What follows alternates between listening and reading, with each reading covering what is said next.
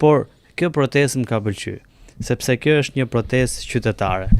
Kur kam parë protestat e partive të ndryshme, vini një ditë, 2 ditë, bënin qokat njëri tjetrit, bënin marrëveshjet, bënin presion njëri tjetrit, ose ishin ato formalitetet që thjesht ka një opozit, duhet protestoj, thjesht bën ato qokën e vet. Cili bën atë punën e vet. Bën atë punën e vet. Por kjo fakti që kjo protestë ka rezistuar kaq shumë kohë, do të thotë që në dorë e kanë njerëzit, e kanë populli. Do thoni ju shiko se ka edhe partitë politike.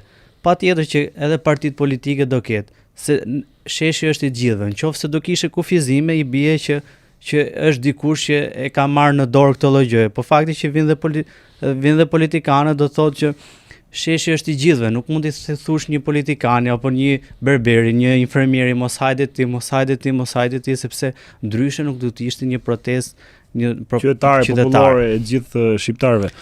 Kudret, që nga ditë e para, si e ndjeve që kjo gjë është e pastër, është e shqiptarëve?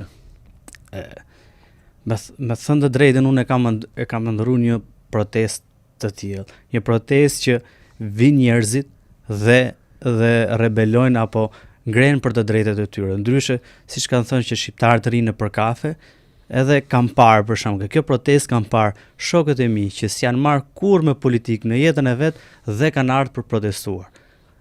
Unë nuk jam ekspert as profet as shenjtor që të bëj analizën që ka pasë njerëz të tjerë, jo po Iran, jo po agjentët, jo po fryrë këtij. Por shokët e mi që kanë ardhur nuk kanë pas asnjë lloj interesi. Interesi vetëm ka qenë që kemi një Shqipëri më të mirë, qëllimet janë të mira. Për shembull, unë kam pas gjyshin tim partizan që ka luftuar, që ka bërë luftën. Atëherë ai ishte në moshën 16 vjeç dhe ka luftuar për mbrojtjen e Adheut, pra kundër gjermanëve. Tani se e morën komunistat, se e përdorën në formën e tyre, nuk është punë e tij, i doli për qëllim pasër për të mbrojtur Adheun. Po, se si mund ta frym protestën, si mund të bëhet protestë, si mund të vishësh protestës, domethënë kjo nuk është në dorën tonë, ne bëjmë detyrën tonë. Pra ti thua që ka një dëshirë, ka një qëllim të mirë nga shqiptarët, por ky qëllim edhe mund të përdoret ose mund shfrytëzohet për interesa të tjera, siç dhe rastin e gjyshit tënd që ka luftuar si partizan për Adheun, për Shqipërinë, por ndërkohë që komunistët e kanë përdorur për interesat e tyre, le të themi këtë lloj përfshirje të gjyshit. Po momentin kjo lloj përdor momentin që e arritën qëllimin, fituan kundër gjermanëve apo ikën gjermanët dhe është atë fitoren, le të themi, fitoren aty. Pastaj filloi hapi tjetër. Ne jemi ke hapi parë. Pra do të fitojmë herë pastaj, se si janë aty vendos ti që do të jesh pjesë e kësaj, do të jesh, por duhet bërë hapi parë. Por rëndësishme është që fakti që kjo protestë apo do të thotë që është një protestë qytetare. E supozojmë, edhe sikur aty në protestë blesh 10 veta, 20, 200, 300, a do shkoje ti në protestë? S'po të them ty, ndoshta ke mendimin tat, po them edhe dikë tjetër. Po. Edhe sikur ti blej, prap njerëzit do shkojnë të protestojnë. Pra, është për çfarë arsye duhet shkojmë kur janë blerë 20 ose 200 veta? Çfarë të shtyn ty që të shkosh të protestosh akoma, të dalësh? Tash unë si qytetar shkoj të protestoj për drejtat e mia, për gjërat e mia, po unë nuk i hyj në kujt në zemër se kush është i blerë, kush është i shit. Unë nuk bëj analizën e gjithë njerëzve. Qëllimi im është të protestoj dhe me këtë protestë do arri, se do ketë gjërat e tjera padyshim do ketë. Kështu i bie që ne mos protestojmë kurrë, sepse nëse unë do ngrej një protestë ke lagja ime, do marr 10 njerëz sinqert. Aty vjedhi 12 që është i shit, mund vi dhe patronazhisti, mund vi dhe spioni. Çfarë do bëjmë ne? I ka çdo shoqëri ka gjithë. Çfarë do bëjmë ne? Mos protestoj unë? Pra nëse unë nuk protestoj, a fitoj unë garë? Është më mirë të hesht apo më mirë të flas?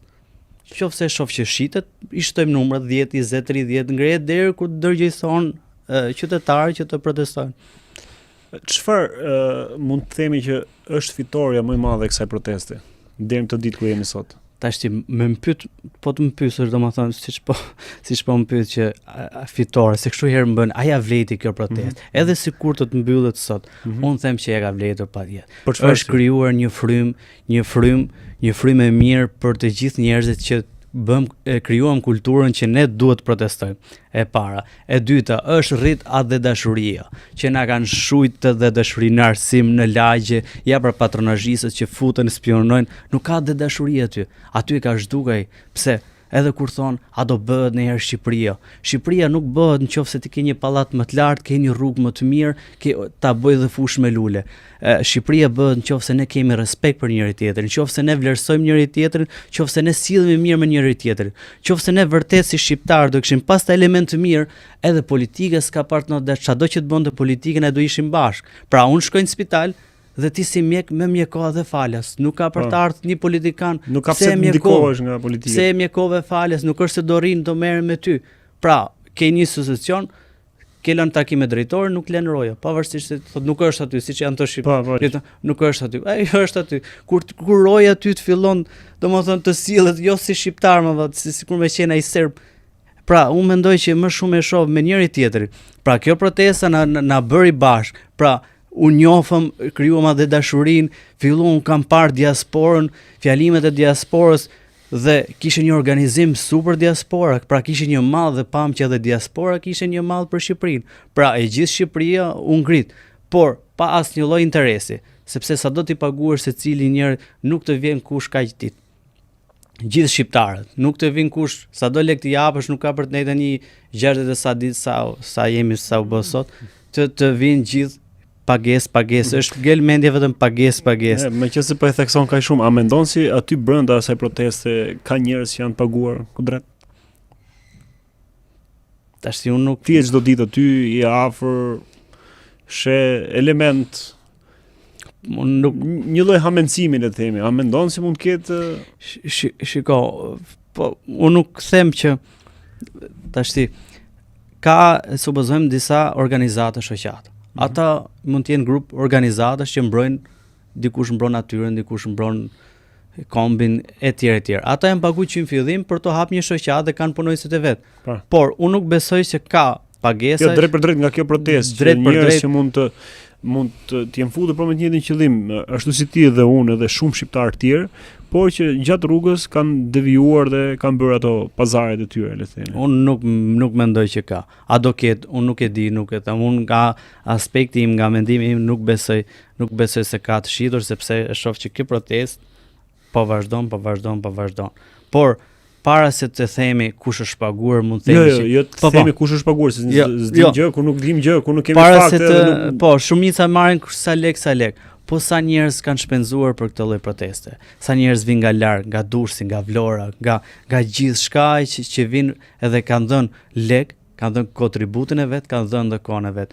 Pse kanë dhënë? Por e duan vendin e vet, sepse në vetvete kjo një interes është.